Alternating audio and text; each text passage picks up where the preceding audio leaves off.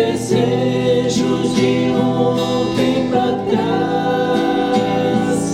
Relutemos pra que essa verdade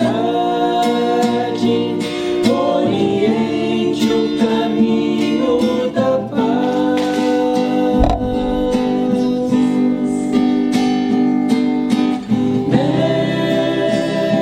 Mestre Kardec, nossa doutrina, sei que um dia estará sobre todos, ensinando os caminhos de Deus. Nesse dia terei a certeza que o mundo enfim compreender.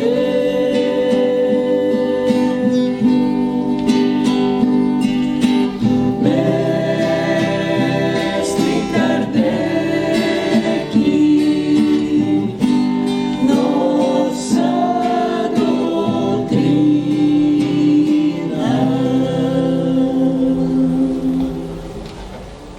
Boa noite a todos. Sintam-se todos bem-vindos, acolhidos e já amparados, com certeza, pela espiritualidade amiga, pelos mentores desta casa, pelos trabalhadores desta casa. Antes de iniciar, eu gostaria de fazer novamente uma propaganda do CD do grupo vocal Dulce Gonçalves. Ele está à venda ali na frente, para quem tiver interesse em adquiri-lo. São 12 canções. Foi feito com muito carinho. É um trabalho que a gente almejava finalizar. Acho que demorou alguns anos para conseguir, mas conseguimos. O valor dele são R$20 e o que nós conseguimos estar angariando será em benefício desta casa e do Lar Infantil Marília Barbosa. Então, que vocês possam, ao ouvi-los, ao nos ouvir aqui pelo CD, sintam esse carinho, que foi feito com muito carinho, e esse envolvimento de paz e de fraternidade. Então, já dando acolhida para o nosso querido Miguel, trabalhador da casa, vamos iniciar então com a nossa prece, a nossa oração. Entendendo sempre que aqui já estamos nos sintonizando, estamos começando a ficar bem mais próximos do Mestre Jesus, bem mais próximos de Deus, de nossa essência divina. E assim, nesse estado de graça, com os nossos corações tranquilizados, a nossa mente asserenada dos pensamentos diários, que possamos então recebermos aquilo que será oferecido nesta noite, que cada um de nós leve para seus lares o consolo, leve para os seus lares o ensinamento, leve para a vida aquilo de que aqui puder aprender. Com certeza, o Miguel estará nos trazendo palavras de Jesus, ensinamentos de Jesus, sentimentos de fraternidade e de paz. E quanto nós estamos precisando disso, e quanto nós estamos necessitando também levar para os nossos irmãos, levar ao nosso convívio esse testemunho cristão que aqui recebemos tanto. Que Jesus ampare a cada um de nós, em especial ao nosso amigo Miguel, que ele possa transmitir aquilo que com carinho, com dedicação, ele preparou para nos oferecer. rogando sempre o amparo da espiritualidade amiga, dos trabalhadores desta casa, principalmente nesse momento em que ainda há tanta dor, tanto distanciamento de Jesus, que esses corações também possam ser envolvidos, que possamos também levar luzes aonde estivermos. Que a paz esteja conosco e com nosso amigo Miguel.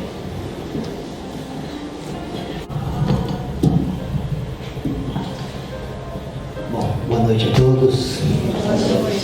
Desculpa esse entreveiro aí do nosso equipamento eletrônico, mas é uma coisa que acontece, acho que frequente, né, Ana?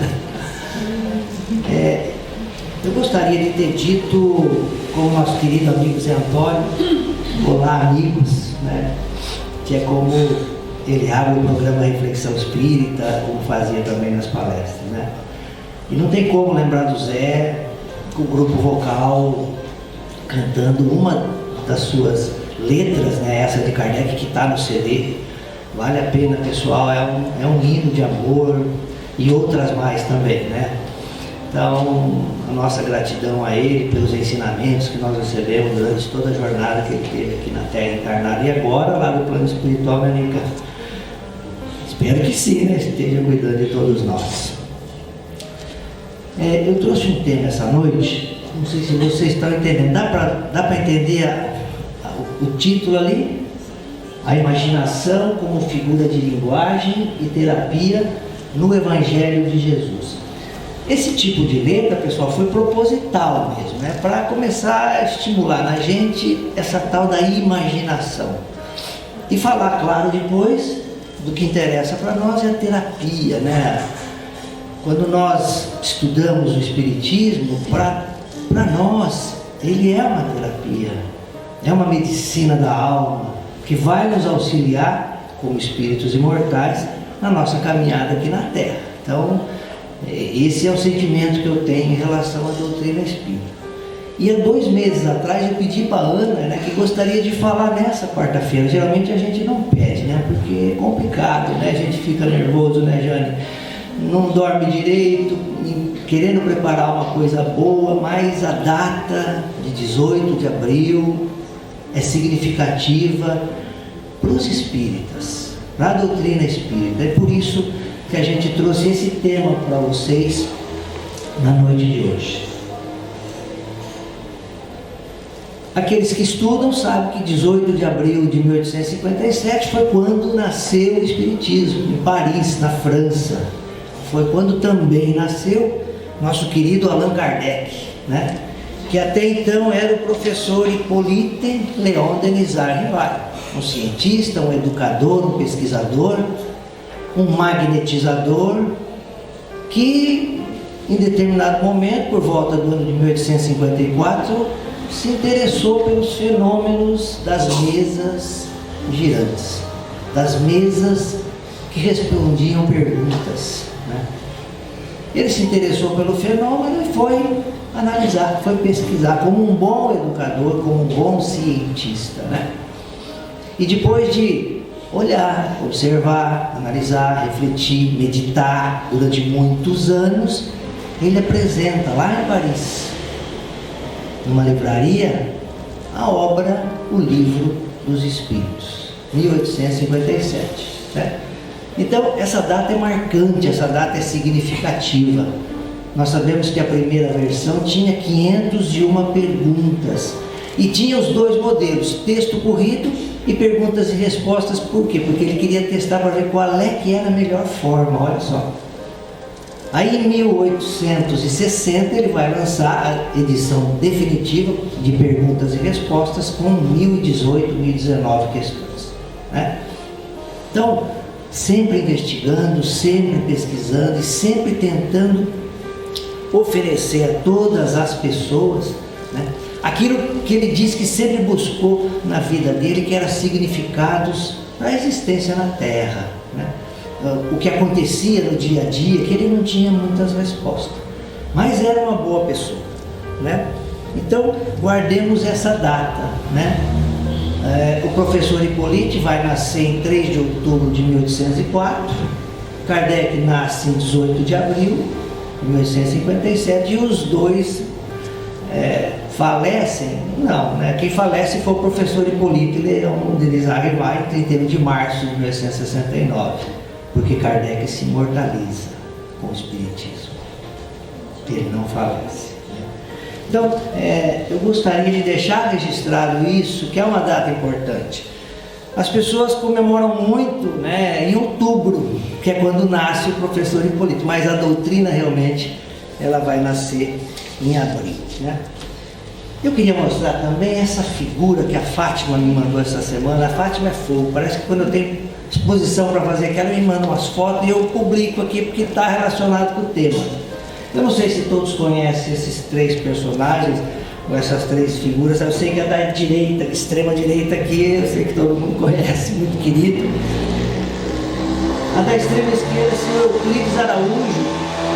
A Jane acho que deve conhecer bem, lembrar do senhor Euclides. Ele tinha um trabalho na casa dele, ali na Rua Argentina, em Londrina, posto de socorro Bezerra de Menezes, e ele atendia, junto com a sua esposa, a dona Cacilda, muitas pessoas ali, né? Vários médios que trabalhavam com ele. Eu lembro de uma passagem que uma vez um pessoal de Uraí me ligou, dizendo que estava com um problema, uma pessoa, um trabalhador com a mediunidade descontrolada.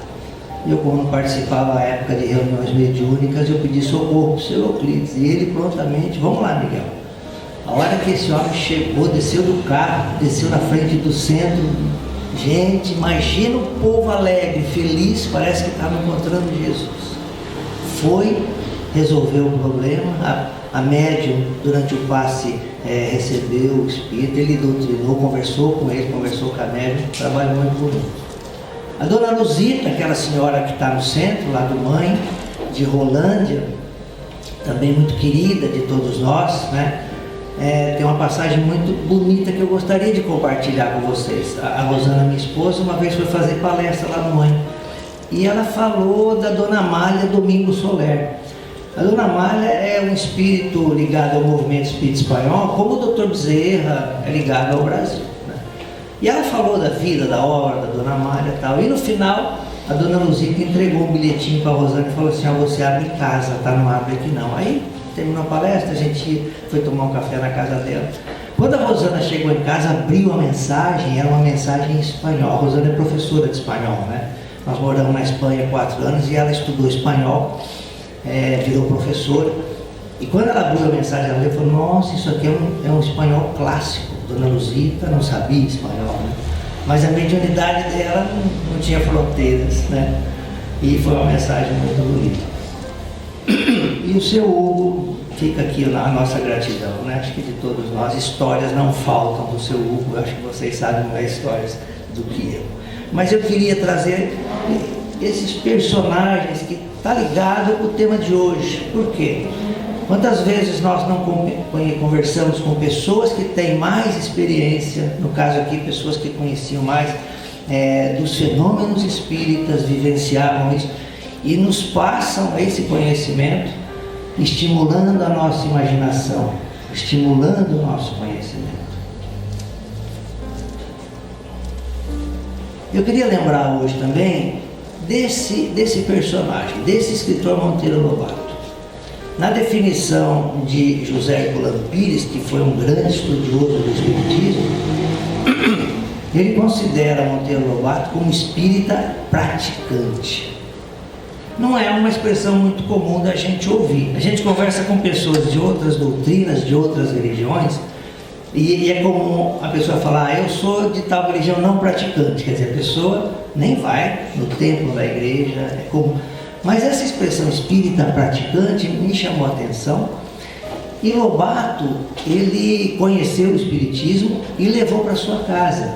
A sua esposa, a dona Purezinha, Maria Pureza da Natividade, ela era médium ostensiva, e Lobato passou a fazer as reuniões na casa dele. Tem um livro que fala das sessões espíritas de Monteiro Lobato, muito interessante, né? Espíritos que compareciam à reunião, que no começo não gostavam de Lobato, né? Pela dureza, e se transformaram, que é o que a gente observa hoje nas reuniões de desobsessão, nos trabalhos de desobsessão, né? Eu trouxe esse personagem porque ele nasceu a 18 de abril também, né? De 1882, final do século XIX também, e falece a 5 de julho de 1948. Interessante. 1948, 100 anos depois dos fenômenos de Heidesville. Por que eu trouxe Lobato hoje? Né? Porque dia 18 é dia do livro infantil, é comemorado as escolas. Em Londrina está tendo vários eventos ligados à literatura, né? Está tendo feira de livros do lado da catedral, quem se interessar. E esse pessoal foi o nosso maior escritor infanto-juvenil. Toda a obra hoje que a gente vê do Maurício de Souza, da Turma da Mônica, teve inspiração na Turma do Sítio, né? Que são aqueles 6 personagens que estão ali embaixo, ó. Dona Benta, a contadora de história, tia Anastácia, né? a negra que Lobato aproveitava para educar a Emília, a boneca de pano, que a destratava a todo momento, né? O Visconde de Sabugosa, que Pedrinho fez com uma espiga de milho, e Pedrinho e Narizinho. Esses são os 6 personagens de todas as 23 obras de Lobato, os personagens principais. Aí vocês vão perguntar para mim, e a Cuca? A Cuca participa de uma história de um livro de Monteiro Lobato. Não é personagem, ele foi personagem da televisão, né? Então, essas 6 figuras trabalham obras ficcionais, obras paradidáticas. Quando Lobato lançou obras paradidáticas, que são 8, as escolas do estado de São Paulo adotou essas obras para o ensino da gramática, para o ensino da geografia, para o ensino da aritmética, porque era através das histórias, da imaginação, que as crianças aprendiam. Olha que interessante. E ele também vai ter obras adaptadas, né, clássicos que ele adaptou para o nosso entendimento. Porque ele via a esposa dele contando histórias para os filhos baseados em contos europeus. E ele achava que aqueles contos não eram muito alegres, muito felizes. E ele produziu, então, contos para as nossas crianças. Então, por isso, Ana, que eu pedi para falar hoje, né, mais por Lobato do que por Kardec. A gente sempre está conversando nos grupos de estudo, nos nossos evangelhos. Agora, Monteiro Lobato, por incrível que pareça, pessoal, é um ilustre desconhecido. De professores, de educadores. E a gente tem aí um universo fantástico. Ele tem 23 obras para adultos e 23 obras para infanto-juvenil. Como Kardec também. São 23 obras espíritas que Kardec deixou, contendo toda a doutrina espírita. E para encerrar, essa lembrança de Lobato, em toda a obra de Lobato tem um mocinho. Quem que é o mocinho da obra de Lobato? É o conhecimento. Ele mesmo diz. E quem que é o vilão da obra? É a ignorância. Então, Lobato procura nessas 23 obras levar conhecimento às crianças de forma alegre, de forma lúdica, de forma fácil, que ele assimilava, as crianças adoravam, né? E tem muitas histórias de como essas obras chegavam nas crianças, tá? Bom, o nosso tema de hoje vai estar centrado nessas 2 obras. Claro, a obra básica da doutrina, que é o Livro dos Espíritos. A gente diz a básica porque é dela que saiu todas as outras. É dela que saiu, inclusive, o Evangelho segundo o Espiritismo em 1864, que é um aprofundamento que Kardec faz da 3ª parte do Livro dos Espíritos, quando ele trata das leis morais, né? Mas ele vai aprofundar todo o conteúdo dos 5 livros, o Livro dos Espíritos, o Livro dos Médiuns, o Evangelho, o Céu, o Inferno e a Gênese, na Revista Espírita, que ele publica de 1858 até 1869.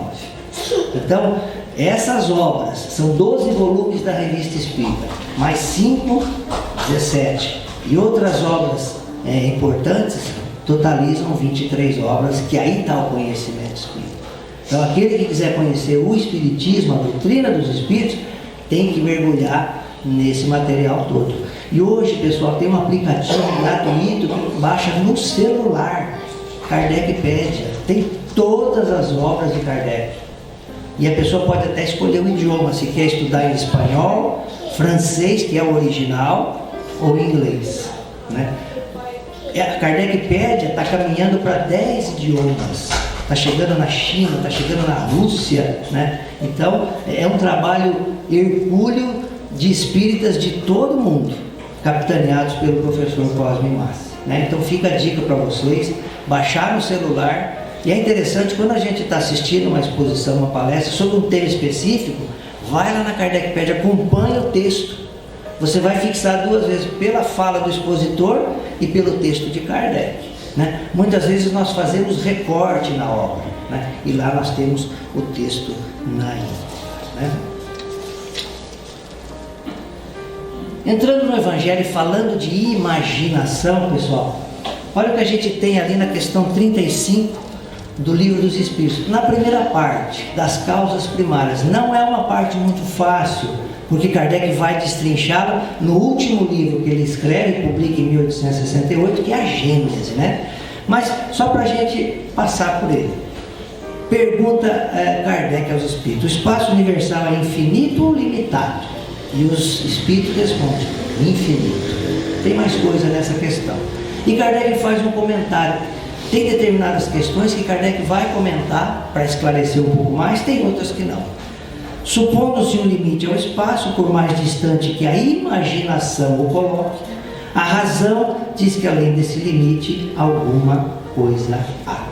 Aqui já é uma primeira ligação que eu faço do tema de hoje, imaginação e terapia, com a palavra razão. Mesmo no Evangelho segundo o Espiritismo, Kardec vai muito falar da razão no desenvolvimento da fé inquebrantável, da fé inabalável. A gente vai ver alguma coisa ali na frente, né? Na segunda parte, que trata do mundo espírita ou mundo dos espíritos, eu trouxe essa questão 82. Pergunta Kardec: será certo dizer que os espíritos são imateriais? Olha que pergunta, né? Direta. E os espíritos, num texto um pouco longo, respondem: incorpóreo seria mais exato. Tudo bem, só para nossa informação. Aí vem o comentário de Kardec: nós outros somos verdadeiros cegos com relação à essência dos seres sobre-humanos, ou seja, dos seres espirituais. Não os podemos definir senão por meio de comparações sempre imperfeitas, ou por meio de um esforço da imaginação. Então Kardec, em toda a sua obra, vai dar exemplos para facilitar o nosso entendimento. Ou a gente bota a nossa imaginação para funcionar. É o que o Cristo fazia à sua época, quando ele falava por parábolas, por metáforas, usando os exemplos do dia a dia, que é o que nós precisamos, né? Isso para quê? Porque quando a gente alia a imaginação à razão, nós vamos desenvolvendo a nossa convicção. E o entendimento do Espiritismo, pessoal, é esse desenvolvimento da convicção pessoal. Ninguém passa nada para ninguém. O conhecimento que eu trago para vocês aqui, vocês têm que maturar, matutar, trabalhar e vocês desenvolver a convicção de vocês. Aí sim o ensinamento fixa, né? Essa sistemática do Espiritismo é diferente das ciências da Terra. Por quê?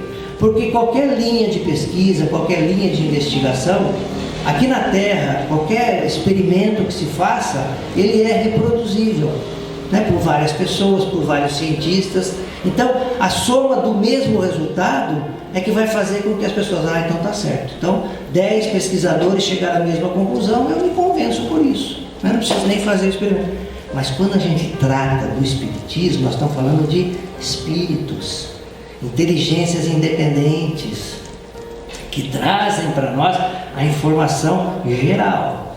Eles não vão fazer o trabalho por nós, né? Principalmente no lado moral. Então, os espíritos, o nosso anjo guardião, ele vai nos dar orientação para que a gente faça o nosso trabalho. Ele não vai fazer o trabalho pela gente, por isso que nós estamos aqui, né? Então essa é uma pequena diferença das ciências da Terra para a ciência espiritual. Ainda falando de imaginação, no capítulo 2 do Evangelho, agora mudando de obra, vamos para o Evangelho, que é o que mais nos interessa. Aí no capítulo 2, nesse capítulo, meu reino não é deste mundo, há uma fala logo no começo. Kardec ele foi muito, muito perspicaz em colocar na maioria dos capítulos 1, 2, 3, até 6 passagens do Evangelho para depois entrar na explicação. Eu estou trabalhando um capítulo ligado a Deus, não se pode atender a Deus e a Mamon, que está no Evangelho. Me chamou a atenção que nesse capítulo, Kardec colocou 6 passagens narradas pelos evangelistas. Aí eu olhei os outros anteriores, ou é uma passagem, ou são 2, ou no máximo 3. Esse que fala da riqueza, das posses, né, são 6 passagens. Vamos tomar cuidado, né? Riqueza, a riqueza material, as posses, né? Então, é o alerta que os Espíritos nos fazem. Não é o maior capítulo, né? O maior capítulo do Evangelho, a gente sabe que é o Bem-aventurado dos Aflitos, é o capítulo número 5. Mas, esse texto aí, o meu reino não é deste mundo. Se o meu reino fosse deste mundo, a minha gente houvera combatido para impedir que eu caísse nas mãos dos judeus. Isso é uma fala do Cristo, narrada por um evangelista, né? O que traz a nossa imaginação? O que vocês pensariam nessa fala do Cristo? Né? Rapidinho, alguém pensou alguma coisa? Tá? Para mim, pessoal, fala disso, ó, vida futura, imortalidade da alma. E aí quando nós vamos estudar Kardec, nós vemos todo o conhecimento que ele procura disponibilizar, mostrando a evolução do princípio inteligente, até esse princípio inteligente se individualizar e se tornar espírito com E maiúsculo, né? Então o espírito com E minúsculo vem, se torna espírito com E maiúscula. Aonde? Só Deus sabe. Como? Só Deus sabe. Essas questões de princípio, de origem, nos fogem ao entendimento. Não está na nossa capacidade. Mas para que esse entendimento, pessoal? O que vai nos ajudar? Vai combater o materialismo, os vícios da matéria, os interesses maiores nossos em relação à matéria do que em relação ao espírito, né? E o materialista, pessoal, ele acredita que morreu, acabou. Não há nada depois da morte, né? Então, esse tema, essa fala do Cristo nos vai falar de espiritualidade, né? Espiritualidade, no geral, são as pessoas ou a crença de que há alguma coisa depois da morte do corpo físico.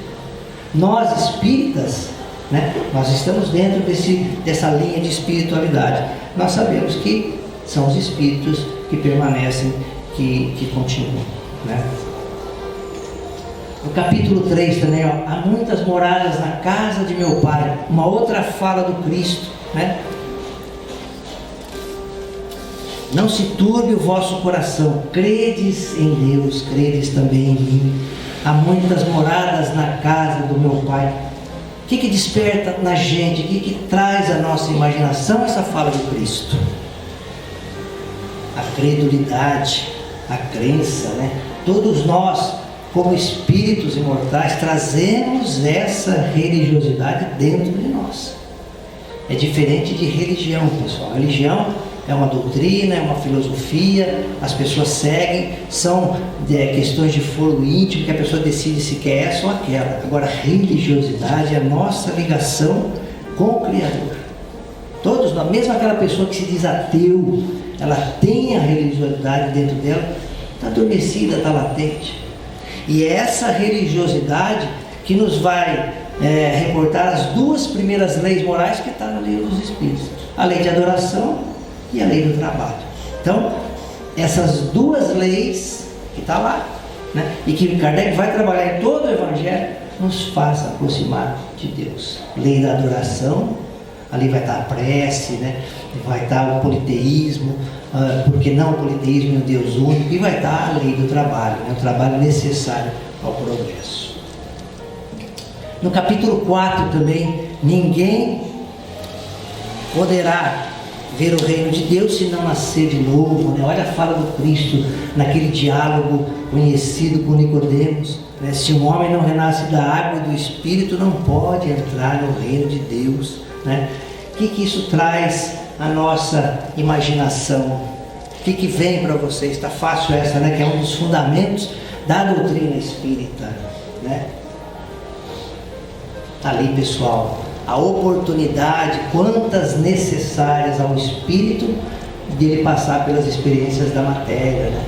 Então a reencarnação, diferente do Cristo que veio em missão, ele encarnou aqui na Terra. Então espírito puro não reencarna, espírito puro encarna. Quem reencarna somos nós, espíritos imperfeitos, espíritos inferiores e até bons espíritos. Por quê? Porque ainda temos provas a passar, temos expiações a quitar com o nosso passado, né?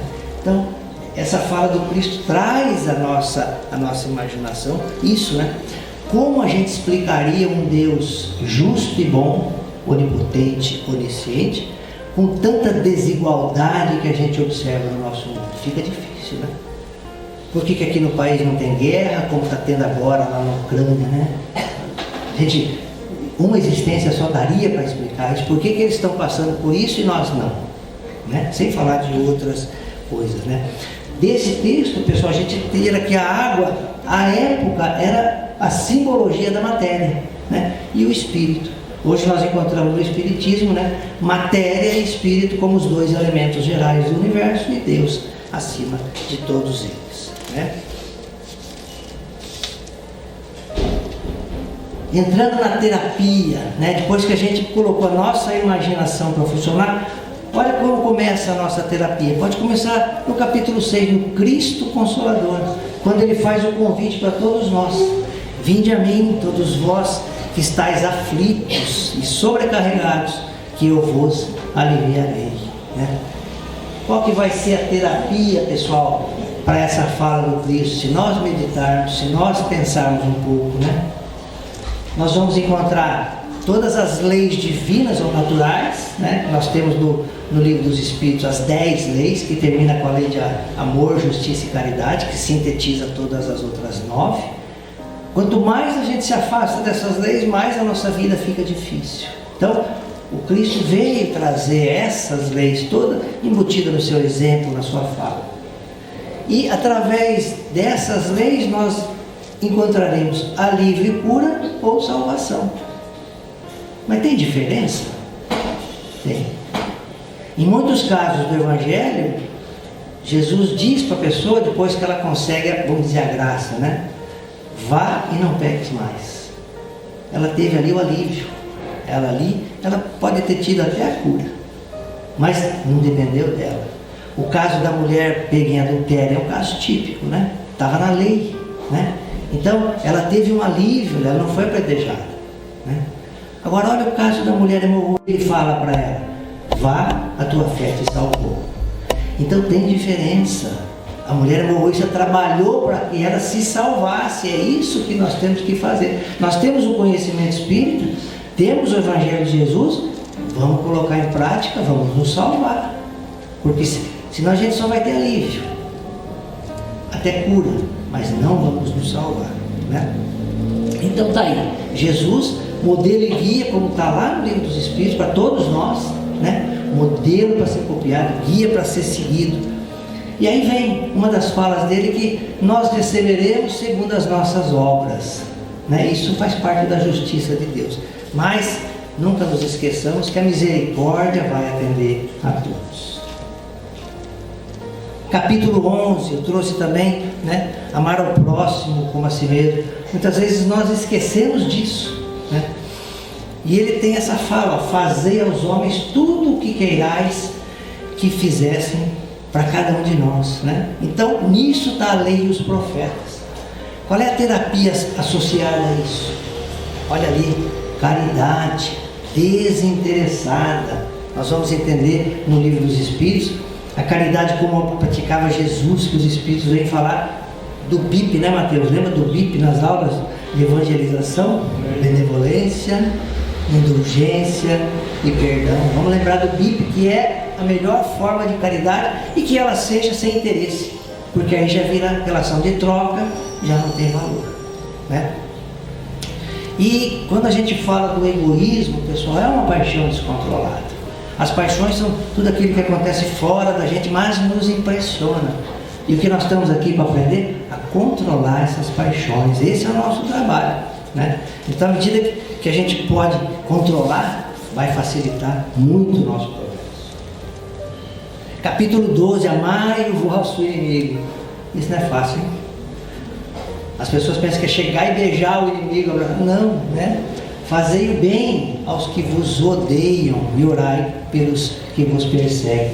Está aí uma excelente terapia, pessoal, que a gente vai entender quando a gente estuda em Kardec os fluidos. Nós aqui agora estamos imersos nesse fluido cósmico universal que é matéria. Pelo nosso sentimento, a gente mobiliza esses fluidos, né? Agora, que tipo de fluido é esse nosso sentimento? A gente não sabe, é um fluido espiritual, né? Mas que ele modifica o fluido material e chega naquele que a gente considera inimigo, com quem a gente não está se acertando, né? E aí existem esses laços, né? Falados em tantas obras, como André Luiz fala do cordão fluídico, né? Que ele vê nos espíritos, que ligam o espírito ao corpo físico e assim por demais. Então, oração, prece, é a melhor ferramenta que nós temos hoje para contatar o nosso anjo guardião e fazer contato com todos os espíritos que estão à nossa volta.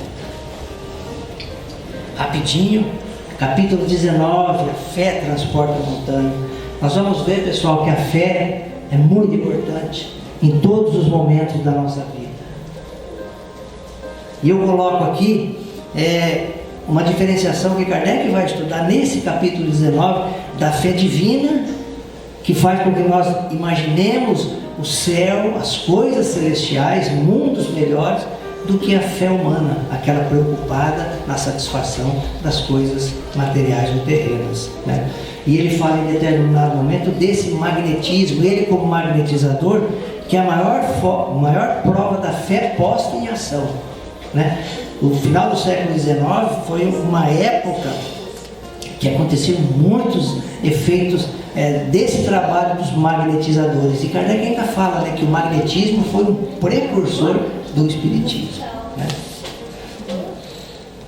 Capítulo 25, buscai e achareis.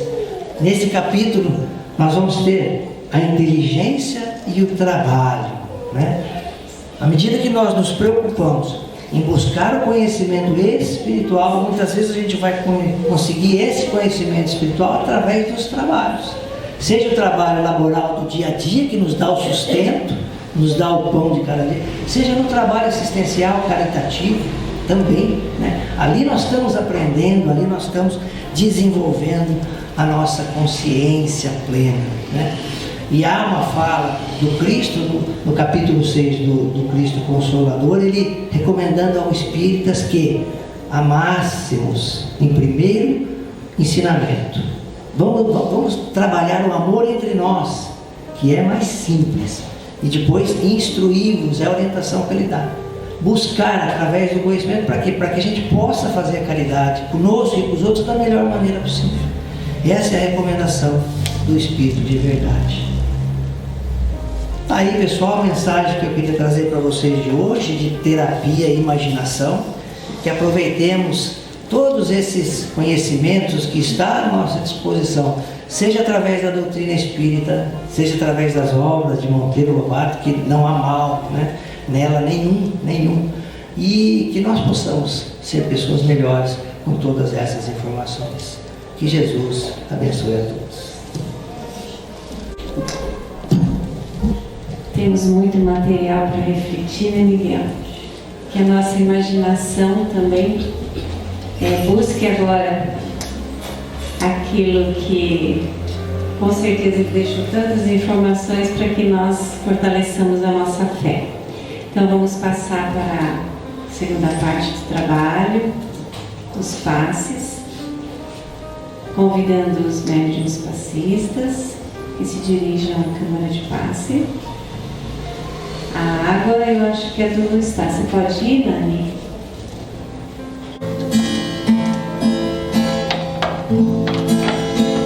Porque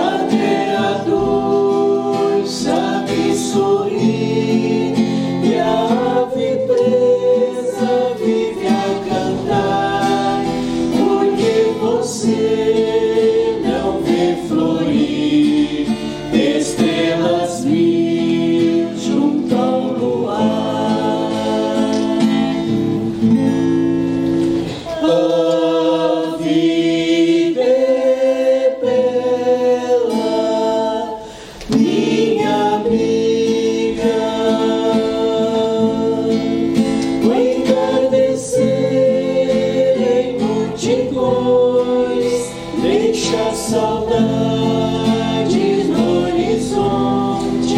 Em teus espinhos nascem flores, e entre amores murmura a fonte. Além da noite o sol desponta, e a natureza se enternece. O amor de Deus é amor sem conta, embala o mundo em doce prece. A vida é bela, minha amiga.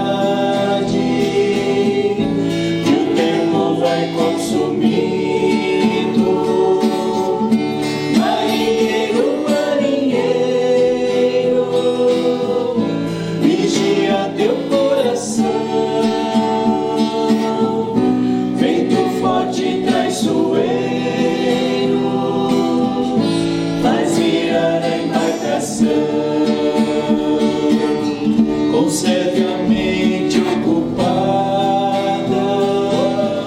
em tudo faz o melhor. Quem não se importa com nada, encontra sempre o pior. Não acreditas, amigo, em vitória sem lutar. Se queres vencer na vida, é preciso trabalhar. Caridade, caridade, estrela de brilho infinito. O que resta é vaidade, e o tempo vai consumindo. Marinheiro, marinheiro, vigia teu coração. Vento forte traiçoeiro faz virar a embarcação.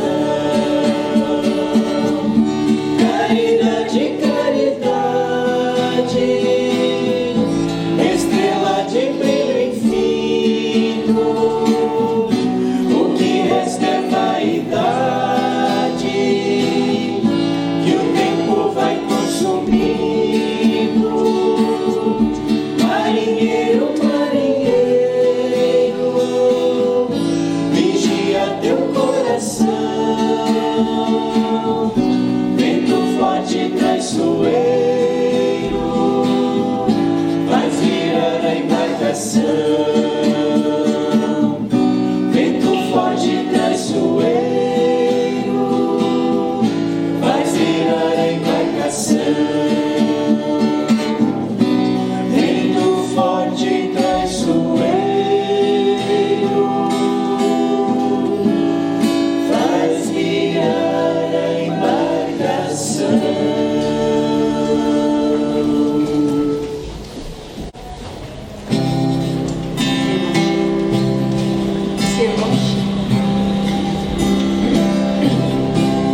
Se a gente seguisse o seu caminho, seria feliz. Se a gente ouvisse os seus conselhos, seria feliz.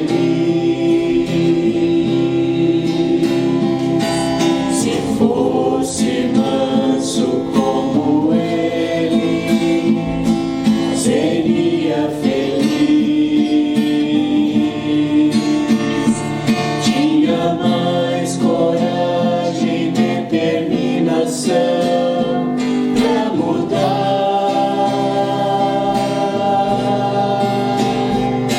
Se a gente compreendesse mais o que ele deixou,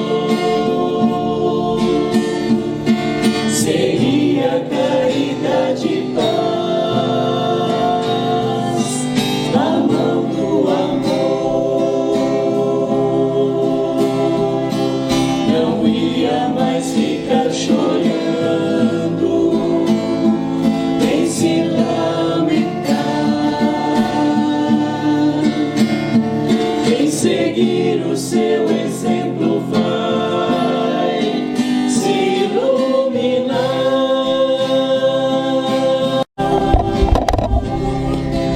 Quando atacado ele sorriu, elogiado ele nem viu.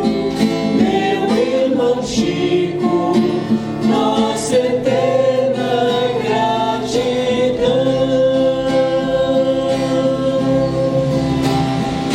Se a gente compreendesse mais o que ele deixou, seria caridade e paz, a mão do amor. Não ia mais ficar chorando, chorando, nem se lamentar. Quem seguir o seu exemplo vai se iluminar. Guarda gozados ou amor, caluniados ou perdão. Quando traído, usou a luz do coração. Quando atacado, ele sorriu, elogiado, ele nem viu. Meu irmão Chico, nossa eterna gratidão.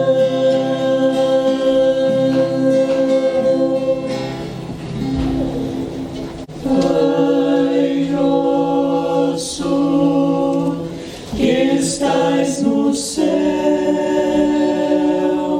santificado seja o vosso nome. Venha a nós o vosso reino.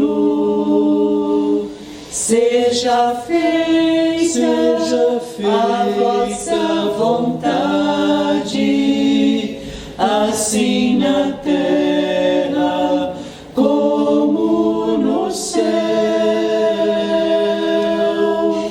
O pão nosso de cada dia nos dai hoje.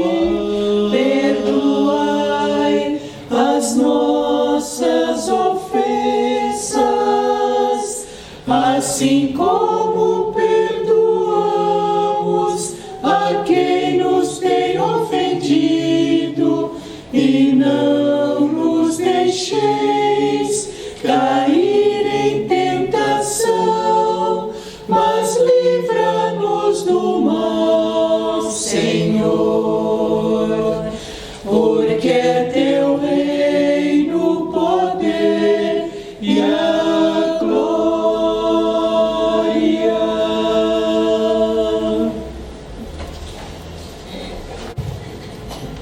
Boa noite. Eu vim agradecer as doações de todos,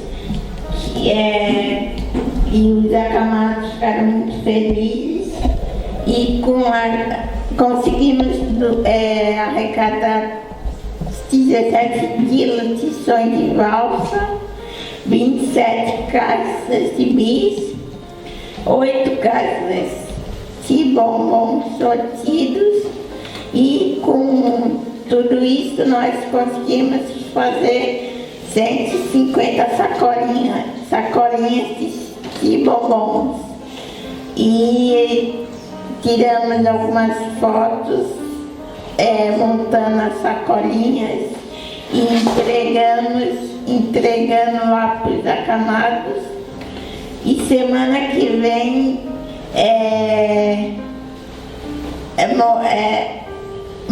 vou mostrar as fotos. Obrigada. Pessoal, só antes da oração final, eu gostaria de lembrar que na próxima quarta é a última quarta-feira do mês, então após a palestra nós teremos um café. Todos estão convidados, tá bom? Pelo canto do coral que nos eleva tanto, nós agradecemos